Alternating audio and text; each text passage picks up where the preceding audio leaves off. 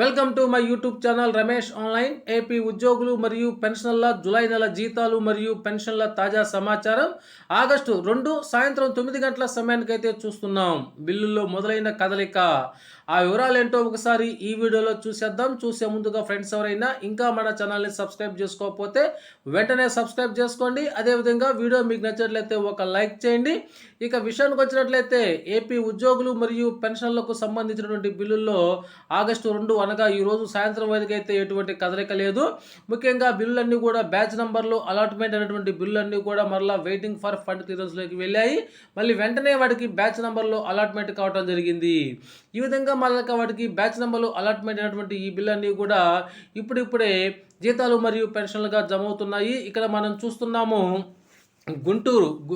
Guntur treasury పరిధిలోని పెన్షన్లు అయితే జమ అయ్యాయి. అదేవిధంగా వినుకొండ, ఇక మనం చూసినట్లయితే రాజమండ్రికి సంబంధించినటువంటి ఈ యొక్క పెన్షన్ బిల్లులు కూడా అయితే జమ అవుతున్నట్లు తెలుస్తున్నాం. ఇక విజయవాడ ఈస్ట్ పరిధిలోని పెన్షన్ బిల్లులు కూడా జమ అవుతున్నాయి. అయితే ఇక్కడ ముఖ్యంగా యూనియన్ బ్యాంకు సంబంధించినటువంటి అకౌంట్లో పెన్షన్లు జమ అవుతున్నాయి అనేటువంటి విషయాన్ని అయితే మన మిత్రులు కామెంట్ సెక్షన్లో అయితే తెలియజేస్తున్నారు.